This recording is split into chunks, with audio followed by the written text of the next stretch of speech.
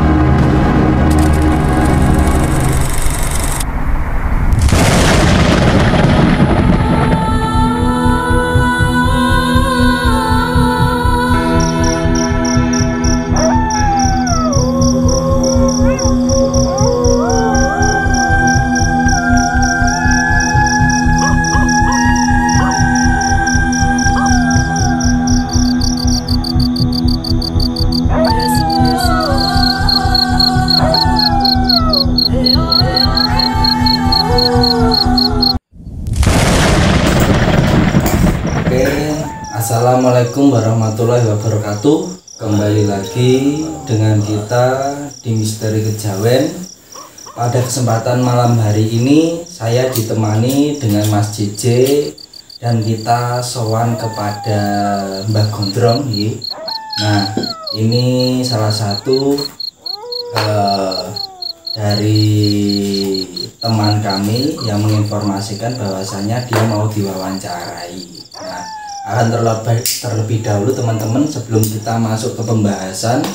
Nah, apa yang akan disampaikan Mbah Gondrong, misteri apa yang kita akan ungkap yang menurut pengalamannya Mbah Gondrong.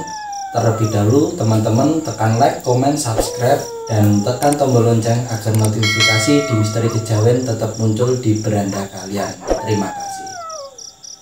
Assalamualaikum warahmatullahi wabarakatuh, Mbah Gondrong. Waalaikumsalam warahmatullahi wabarakatuh. Nah, pada kesempatan malam hari ini nih Mbak Gondrong, saya bersama dengan rekan saya yaitu Mas JJ di sini mau bertanya kepada Mbak Gondrong.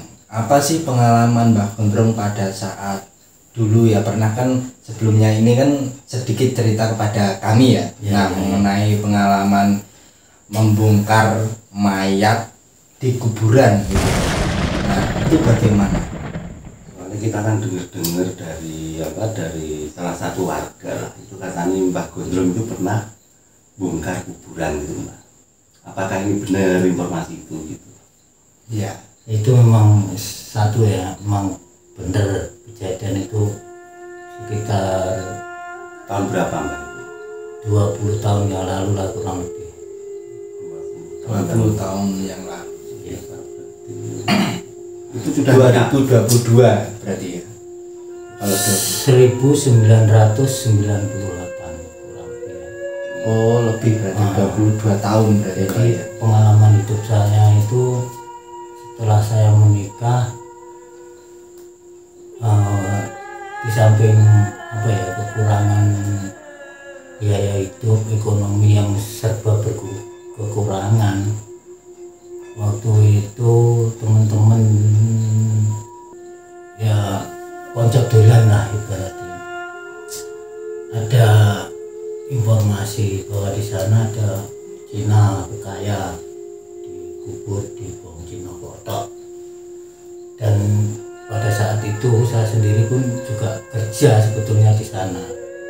Mas kerja di Bong itu? Iya, kerja di pemakaman itu juga sebenarnya. Dan teman-teman inginnya mengajak saya bongkar yang mayat yang baru ditanam tadi pagi malam kerja. diajak bongkar untuk mengambil barang-barang berharga lah. Waktu itu ada bunga ya. Kalau orang-orang Cina kaya itu kan biasanya mitosnya kan ada cerita kalau yang meninggal perempuan ada dibawakan cincin, gelang, apa perhiasan emas kan banyak. Iya. Tapi saya sendiri juga percaya dan tidak percaya karena waktu itu bongkar pun juga nggak dapat, sempat juga dibongkar mayat itu tapi nggak dapat perhiasannya itu nggak ada ya perhiasannya. Bukan nggak ada, kita nggak dapat, nggak bisa membongkar peti mayatnya itu nggak bisa. Oh, petinya dibongkar itu nggak bisa? Nggak bisa. Pada saat itu memang orang-orang Cina itu kalau sudah kaya jadi petinya pun istimewa, kayunya itu terbuat dari apa Mbak? Kok sampai petinya tidak bisa dibongkar? Kemungkinan ya memang kayunya tebal juga, itu kayu jati kuno lah. Kalau jati kuno itu kan memang susah, dengan cara kita menggunakan cara minim juga ya, dengan cara cangkul, gancul, linggis gitu. Jadi bukan cara modern, cara kayu bukan, jadi tidak sempat ketemu barang-barang berharga tersebut. Itu awalnya gimana Mbak? Awal mulanya gimana gitu? Dari proses perjalanan itu sampai membongkarnya itu Mbak? Awalnya memang kita ya nggak tahu ya, anak-anak muda, kenakalan remaja yang membuat kita berani melakukan itu. Karena kepepet juga ya? Kepepet juga, mungkin apa ya, anak-anak muda kan dulu senang mungkin minuman keras atau apa, nggak punya uang, nggak punya apa kan, dengan cara apapun bisa dilakukan untuk mendapatkan apa yang dia inginkan. Secara tidak langsung mereka itu ingin apa yang dia perlukan tercapai. Itu nggak merasa merinding atau gimana pas kejadian bongkar itu, gimana nggak merasa gitu? Itu peralatannya apa saja tuh Mbak? Apa seperti cangkul? Awalnya memang nggak ada rasa takut ya, tapi setelah kita membongkar dan pada saat itu sempat kasus juga dicari pihak APH juga. Setelah itu kita baru sadar bahwa kita ada hal-hal yang kurang mengenakan pada diri kita. Ada teman-teman juga cerita, ada yang diberi peni lah istilahnya. Ya diberi peni juga. Kayak gak tenang gitu teman-teman. Tapi alhamdulillah semua bisa terlewati dengan seiringnya waktu. Mungkin ya seseorang itu kalau ada permasalahan mungkin dia bisa mendekatkan diri kepada Tuhan atau melakukan hal-hal yang baik kan, hal-hal yang buruk itu bisa pergi dengan sendirinya. Kalau Mbak Gondrong sendiri apa juga diberi peni gitu? Nggak enaknya gimana? Ya perasaan itu memang nggak enak. Kalau diberi peni sih enggak, cuma perasaan sendiri kita merasa salah ya. Kayak serba salah juga. Terus ada pikiran-pikiran yang negatif tentang diri kita sendiri, bahkan memang nggak perlu dicontoh lah untuk hal-hal seperti itu. Bahkan dulu waktu itu ya saya pun sempat melarikan diri juga lah, sempat ke luar kota, sampai ketakutan juga dengan APH, meninggalkan anak istri, lari dari kampung, kejar-kejar dengan aparat, sempat pontang-panting juga lah, cari kerja pun susah. Tapi alhamdulillah itu semua masa lalu dan mungkin pelajaran lah buat diri saya untuk ke depan bisa lebih baik lagi. Terus saya mau tanya, penasaran Mbak mengenai pembongkaran mayat itu ya Mbak ya. Karena kan kalau mayat baru itu kan Dan ya, itu baru semalam maksudnya. Biasanya kalau Cina itu kan sebelum dikubur atau dimakamkan itu kan disembayangkan dulu. Ya diinepkan gitu ya. Diingatkan dulu di rumah, di tempat apa istilahnya, ada tempat khusus lah sembahyang sampai 3-4 hari baru dimakamkan.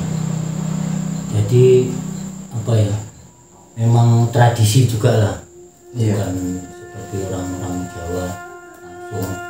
Berarti itu dimakamkan baru sehari terus malamnya sampan bongkar gitu. Iya. Itu saya penasaran, kan makamnya rata-rata dalam Cor besar. Itu peralatannya apa, Mbak? Untuk peralatan cuma kita terbatas yang menggunakan cangkul, terus ada juga yang membawa linggis dan cangkul lah, cangkul dengan itu apa untuk mengangkat tanah itu Itu berapa jam? kurang lebih ya sekitar 2 jam lah. Mau kita teman-teman rame waktu itu ada Sekitar berapa orang? 6-7 orang waktu itu. 7 orang. 6-7 orang itu 2 jam. 2 jam. Iya, Nah itu kan berarti menaikkan tanah dari apa lubang untuk tempat mayat. Jadi peralatannya sangat-sangat sederhana. Sangat sederhana ya, cuma cangkul dengan alat seadanya waktu itu. itu tadi berarti apa? Petinya belum sempat terbuka ya. Belum, cuma sama teman-teman dikasih lubang aja dengan linggis itu, dan saya sendiri sempat masuk ke dalam pegang-pegang kain mayat di dalam itu, tapi ya nggak sempat pegang kulitnya, belum sampai kulitnya, ya nggak bisa lah, maksudnya memang nggak bisa diambil barang-barang berharga. Setahu saya mungkin ya banyak kain yang dipakaikan si mayat itu waktu itu. Itu mayat-mayat perempuan.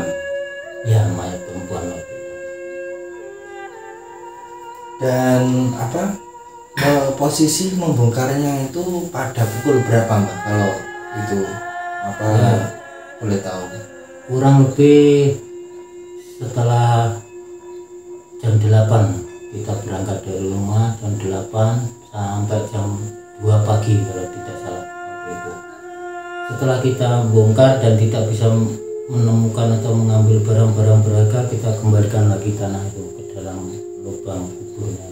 Kita kembalikan, kita ratakan, baru waktu itu kita pulang, dan paginya baru. Loh, tapi itu kalau sudah dikembalikan tanahnya kok bisa ketahuan? Kok masih bisa dicari gitu, Mas? Waktu itu ada orang yang tahu, memang kita waktu itu di sana itu sudah ada orang tahu, jadi mungkin mereka terus lapor kepada APH, terus kita paginya dicari, semua teman-teman pada kabur, nggak tahu waktu itu kemana, semua cari aman sendiri-sendiri lah. Di dalam waktu kabur itu yang sampai rasakan apa?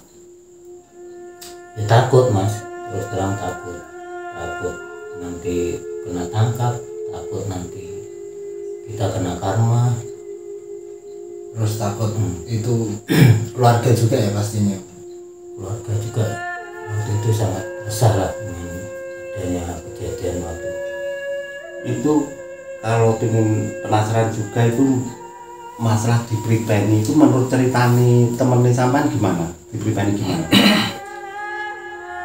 ditakut-takutin, maksudnya Mayatnya apa nampak gitu, kalau terjadi penampakan atau apa gitu? saya kurang tahu pasti ya, dia cuma cerita kepada saya waktu itu seperti apa ya istilahnya, dalam mimpi dia itu ada sosok wanita ya berpakaian Cina itu katanya mengejar dia, dalam arti mau membalas apa yang telah dia lakukan kepada si mayat itu.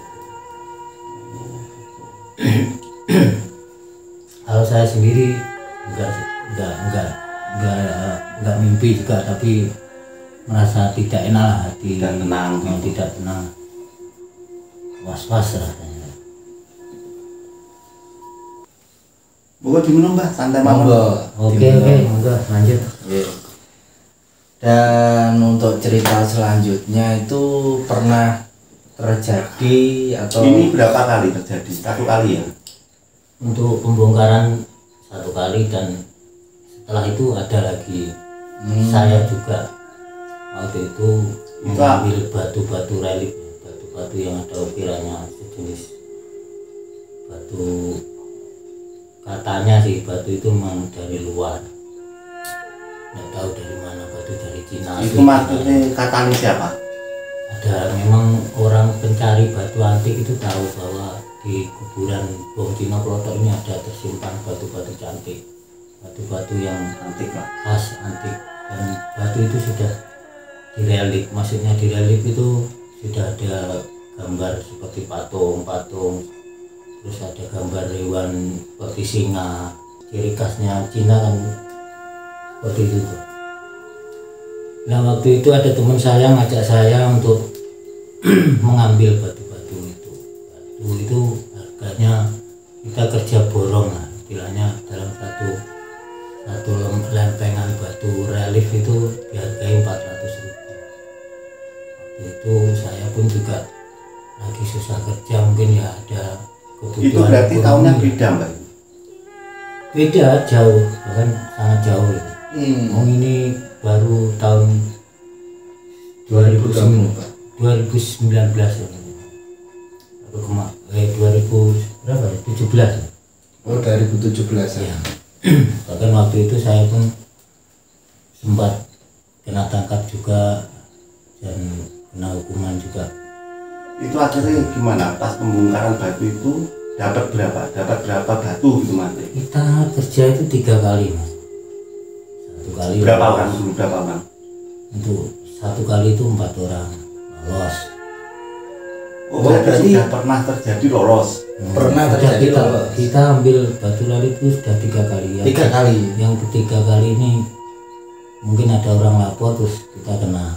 Yang pertama lolos, satu orang kurang lebih dapat 8 sampai 900.000, waktu itu 4 orang. Terus yang kedua ada sejenis patung singa ya, kalau orang Cina kan mesti kuburannya itu ada kuburan lama ini, ada Patung singa. penunggunya singa 2 di depan makamnya itu. Kita ambil singa, patung singa itu 2. Itu berapa harganya? Kalau Ya Waktu itu kurang lebih sekitar 8 juta. untuk Yang satu patung. Dua patung itu patung. jadi satu patung itu harga kurang lebih 4 juta. Jadi itu 2 patung. besarnya apa semua patung sama, kecil dan besar sama harganya? Enggak ya? Ya enggak, dia ikut apa motif ukirannya. Kan sejenis batunya juga, batunya warnanya agak biru itu, batu khas itu, batu antik lah termasuk. Oh Jadi, batunya beda ya? beda Jadi, sekali beda. Sama ibaratnya kan di sini kan kalau pembuatan seperti itu kan di Mojokerto kalau nggak salah. Iya, itu ya, kayak gitu. Mojokerto ada, Jawa Tengah juga ada, Nah, di Solo. jadi beda dengan Mojokerto itu ya, untuk barangnya yang jenengan maksud yang Beda. antik gitu ya. Iya, beda. Bahannya pun beda untuk Jadi batu nggak itu. semua berharga, istilahnya kan seperti itu ya. Ya, ya, batunya itu yang membuat dia mungkin harga lebih mahal lah. Karena batunya jenisnya nggak sama dengan batu-batu di daerah Tulungagung, Mojokerto, nggak sama. Kalau daerah sini kan kebanyakan hitam batunya. Iya hitam. Gitu. Hitam. Kalau dari sana itu agak kebiru-biruan, Oh warnanya agak biru gitu ya. agak kayak mirip geok lah, Oh. tapi bukan geok, jenis batu biru, batuan. Nggak tahu lah jenis apa itu kalau dari orang Cina. Ya itu kok sampan tahu kan biasanya kalau di kuburan Cina itu kan patungnya banyak. Kalau sampan kok tahu ini, oh ini yang dari Cina ini Sebelumnya memang dikasih tahu Survei. langsung. kita survei dulu untuk apa ini batu ini ada harga atau tidak. Oh jangan tanyakan Ah. ke pembelinya itu. Pembelinya itu minta coba itu batu di video, di foto, kita foto, baru kita kirim. Setelah itu dia pun ada tim juga untuk menyurvei batu itu seperti apa, baru dia berani dengan harga mahal lah istilahnya ambil batu itu. Makanya kita juga pun tertarik lah dengan harga yang mungkin dianjurkan ya. Rata-rata batu itu kan kurang lebih satunya 4 juta, 2 8 juta. Terus kita ajak teman-teman untuk mengambil batu itu, dinaikkan ke truk. Waktu itu sempat juga itu lolos 2 kali. Yang ketiga itu apa jenis apa? jenis batu lempeng gitu. Ya besar meja ini lah. Loh, batu relief sama batu lempeng itu tadi beda toh? Batu lempeng itu dalam arti lempengan batu itu sudah direlief, sudah ada Nah, gambar. yang maksudnya batu relief itu tadi yang gimana? Ya itu batu Lempeng itu tadi? ya, tapi sudah ada gambarnya itu batunya. Ada motif-motif kayak apa ya? Gambar orang atau apa gitu ya. Hewan. Jadi dalam satu makam itu ada bangunan Cina, makam kan mesti melengkung gitu. Iya. Jadi mungkin ya perjalanan lah, kalau istilah orang Cina bilang itu perjalanan. Maksudnya perjalanan yang meninggal, bukan? Perjalanan dari ukiran batu tersebut itu loh. Wow. Itu mengartikan apa gitu loh Mas Cici maksudnya. Jadi batu itu dari sini arah ke sana itu perjalanan. Mungkin nggak tahu lah perjalanan Itu gimana. jenisnya sama batunya juga sama. Sama batunya sejenis batu khusus dengan batu antik. Makanya orang yang cari batu antik itu menilai harga batu itu mahal juga. Mau batu khusus itu. Ya itu dari yang pertama Mbak, itu apa sekitar berapa batu yang pada saat pertama lolos ini loh yang bisa terkumpul? Kurang lebih ada 13 batu lempeng ya waktu itu. Yang pertama lolos Yang itu pertama 13 batu lempeng ya. Iya. Dan bisa mendapatkan sekitar berapa juta? Satu orang 800.000. Satu orang 800.000. Kurang lebih 800.000 waktu itu. Dan dikerjakan 7 orang. Ya 6 sampai 7 orang. Kalau yang kedua Cuma 2 patung. Yang kedua 2 patung. dikerjakan berapa orang? Dikerjakan 8 orang waktu itu. Untuk satu patung itu aja kita ngangkatnya 4 orang nggak bisa ngangkat itu. Loh berarti besar ya? Tidak patungnya? besar, tapi batu itu berat. Oh gitu. Batunya tidak besar, sebesar apa ya kalau Ukurannya kalau boleh tahu Ukurannya- berapa senti itu?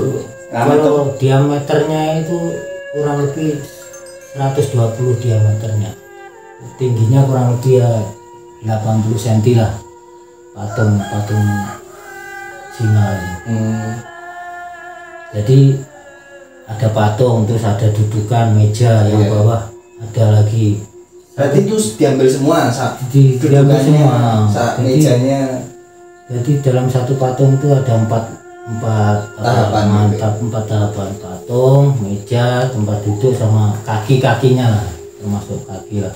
Dan itu nggak boleh pecah ya Mbak? Tidak boleh pecah, dan kita pun ngangkat harus hati-hati waktu itu. Oh itu bisa diambil cuma 2 patung. Ya 2 patung yang diambil. Itu berapa jam? Itu 2 patung itu kan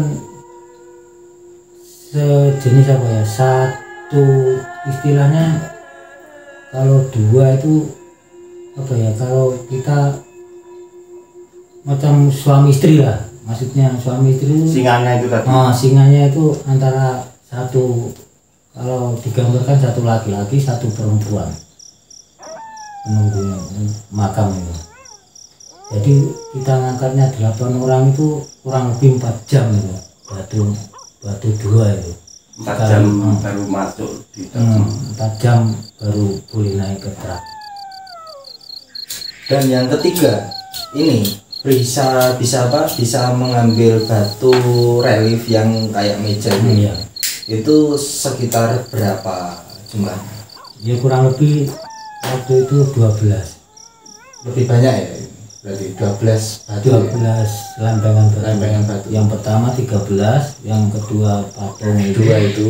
ya, yang ketiga 12 lempeng batu. Dan dihargai Dalam satu lempeng dihargai 400.000. 400.000. Ya. Kalau kalikan 10 berarti Iya, kan 4.800. 4.800 dibagi berapa orang kita kerja. Lah itu kok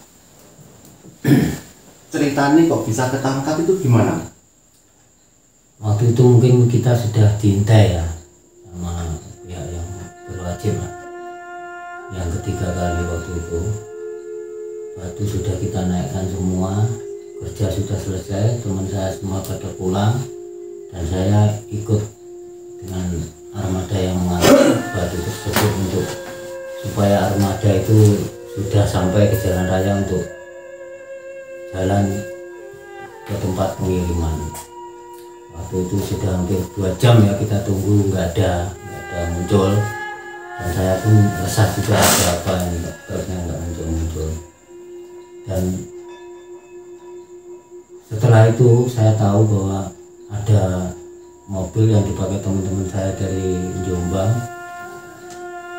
lewat, terus saya ikuti dari belakang, saya ketok-ketok, saya gedor lah pintunya. Saya tahunya waktu itu Loh, bisa diketok-ketok apa posisi berhenti?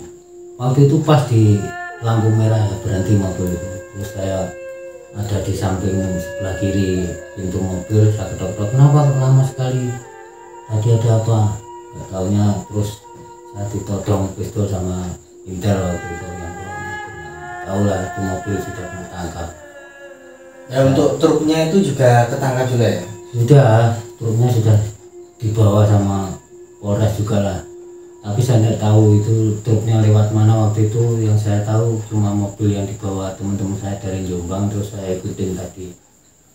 Dan saya pun kena tangkap waktu itu. Lama juga lah proses di Polresta. Berarti menjalani hukuman sampai berapa tahun? Kurang lebih 2 tahun lah waktu itu, 2 tahun. Untuk vonisnya ya memang lama juga lah, tapi alhamdulillah waktu itu ada COVID ya, kita dapat asimilasi dengan catatan napi tersebut berkelakuan baik dan mungkin banyak peraturan juga lah supaya dapat asimilasi. Dan saya kurang lebih 2 tahun menjalani hukuman. Terus itu mungkin beban mental buat keluarga itu gimana? Ada juga memang waktu itu setelah saya pulang ada anak cerita untuk mental sempat down juga waktu dia pergi sekolah, enggak sampai ke sekolahan, dia mampir di musola, tidur di sana. Waktu pulang sekolah dia jam waktu pulang sekolah dia baru pulang. Ditanya sampai rumah, kenapa nggak sekolah, tadi gurumu kok bilang kamu nggak sekolah. Saya malu dengan teman-teman. Cerita juga kalau bapaknya mungkin teman-temannya takut ya, bapaknya gini dia sempat juga istilahnya mentalnya berarti belum kuat mental ya, masih anak-anak waktu itu SD juga lah, dia kurang lebih kelas 5 SD ya anak saya waktu itu. Sampai malu datang ke sekolahan Sampai malu kalau takut teman-temannya tahu bahwa ayahnya bapaknya diejek, mungkin ada yang bully atau apa kan, kita pun tidak tahu lah waktu itu. Oh ya udah Mbak, mungkin ada pesan-pesan buat teman-teman dari Misteri Kejawen, mungkin pesannya apa Mbak? Closingnya. Terima kasih untuk teman-teman semua ya, jangan pernah melakukan hal-hal yang tidak baik, hal-hal yang tidak bisa dipertanggungjawabkan. Untuk apa, di tempat makam Bong Cinoklodok ini banyak misteri, banyak hal-hal yang mistis lah istilahnya ya. Jadi termasuk batu-batu antik, batu-batu relief ya.